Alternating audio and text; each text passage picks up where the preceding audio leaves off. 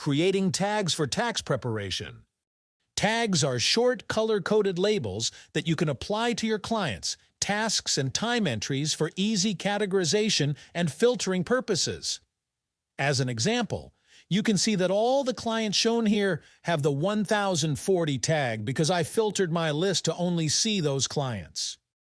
To make new ones, go to the Tags page under the Templates section. Just click on the New Tag button. A new menu will slide out and you will have to enter the tag text and also pick a color.